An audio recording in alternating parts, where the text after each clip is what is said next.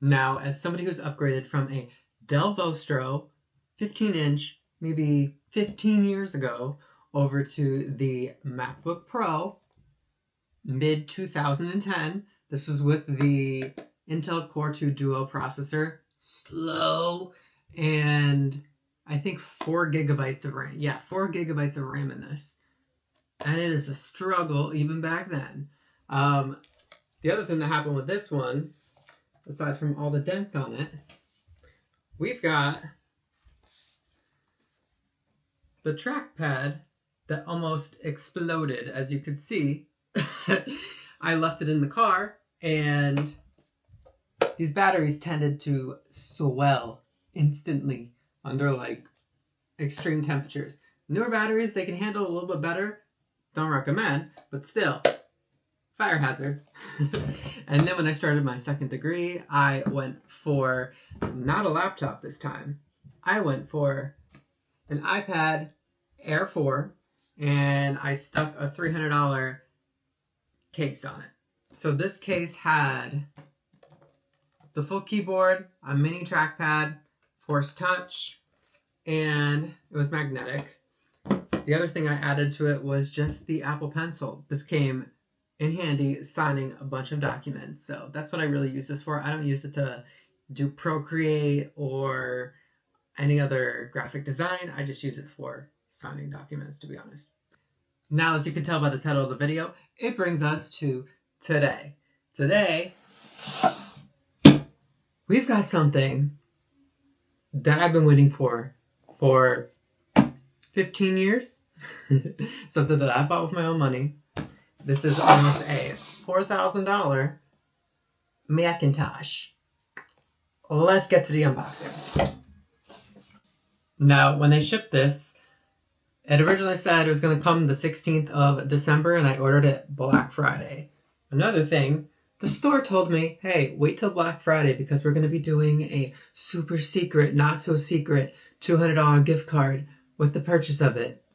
Black Friday rolls around. Where's that $200 gift card?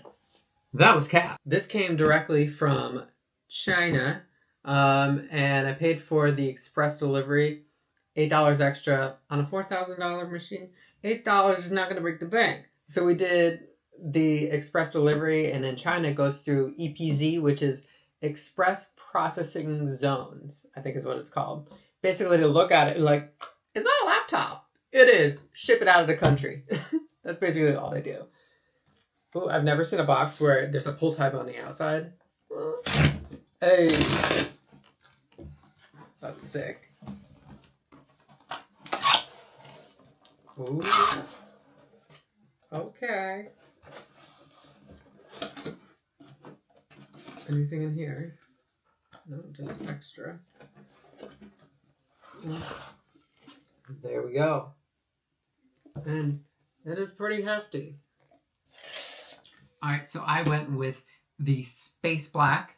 This is the MacBook Pro 16-inch with upgraded RAM, upgraded storage, and Nano-Texture. Alright. Ooh.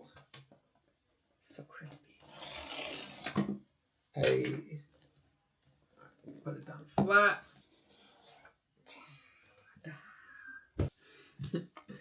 Alright, we've got the MacBook in here. It's actually a lot thinner than I was expecting. Take the MacBook, put it aside. What do we have in here? We have designed by Apple California, however, assembled in China. Because it came directly from China. Let's see, in here, I saw online that it's supposed to come with a cleaning cloth. Oh, there we go. This is the infamous cleaning cloth that people were raving over during COVID. Is it as soft as they say? Oh, I thought there was a protector on it. No, it really is soft. Alright, we've got cleaning the Nano-Texture display. It shows you how to do it. Excuse the elephants upstairs. This is a condo. And then just the start guides. Nothing else in here. Now, I was not expecting Apple to come back out this year with the old school MagSafe charger, but they did. Except this one's a little bit fatter. I have my one from 2010 sitting right here. This is what they used to look like. Used to look like this. Little like arm on the side, and it was annoying. This one looks like the old school iPad charger.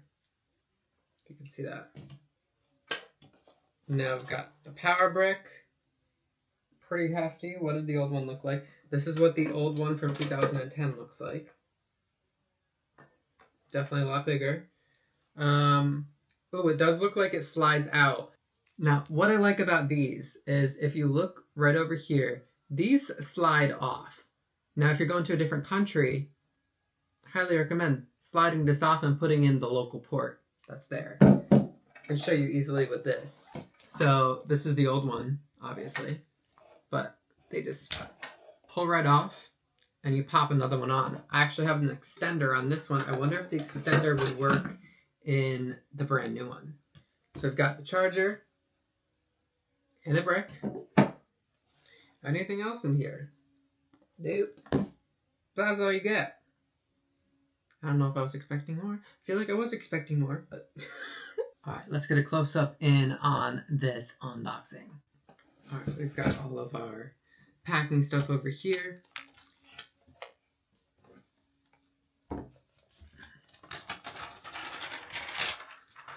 Ooh, engraved MacBook Pro.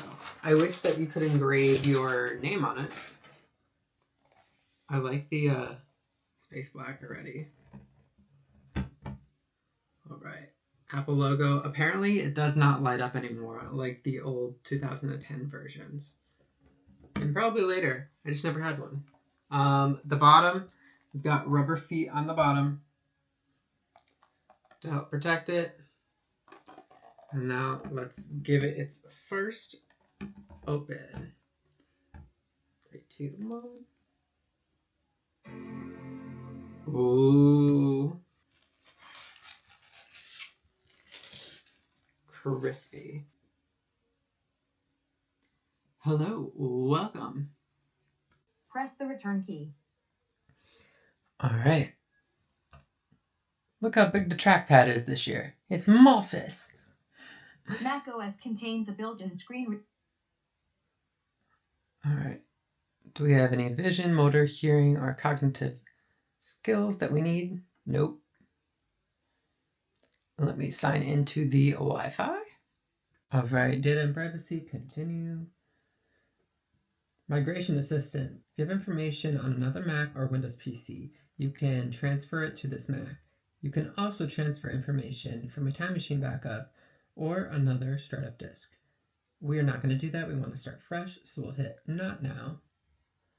Sign into your Apple account. So I will do this. However, I'm curious to see if it will automatically start downloading my photos and my videos from iCloud. Now, we know that Apple is notoriously horrible for providing storage at an affordable price. So what I did was I built my own external M.2 NVMe drive for 4 terabytes and saved buco amount of dollars. Then upgrading this Mac to 4 terabytes. So I want to see if we can get around not using the auto download feature where it links all of your photos on your Mac to your iPhone to iCloud. Let's try this. Now after typing in the one-time passcode that it sends to your iPhone, it has me agree to the terms and conditions. Now let's create a computer account. I have Bryce Owen, and then your own password. I'll do that off screen. Okay, so your account password cannot be the same as your iCloud password, so you gotta do a different one. And I'm gonna keep my emoji as the Ice King. Hopefully it'll ask me if I do not want to select services like photos. What about customized settings? All right, enable location services. Share crash and bug reports, sure. Screen time, sure. Apple Intelligence, yes. Siri, yes. Siri, how's the weather? Hey Siri, send a message. Siri, set a timer for 3 minutes. Hey Siri, get directions home. Siri, play some music. I do not want to share audio recordings. Turn on file vault, disk encryption, allow my Apple account to unlock my disk, yes. Touch ID. So what's cool is that the Touch ID is in the top right corner here. All right, now make sure you guys get the outside edges of your fingers and even down here. Because sometimes when you're lazy, you don't have to hit the whole thing. All right, Touch ID is ready. We can do Apple Pay later. We want auto. Welcome to Mac. It wants you to hit continue down here. Oh, look at that. Now what you're going to want to do is go up to the Apple logo, system settings, and now go look in. See if you have any updates. Now I've got an update available. I'm going to do the update and then come back. Now while this update's in the background, I went down here to click on iCloud. As you can see, I have 1.8 terabytes. I have 2 terabytes that I need to transfer over to my drive. Got 47,000 photos. Click on Photos, sig this Mac. Let's turn that off.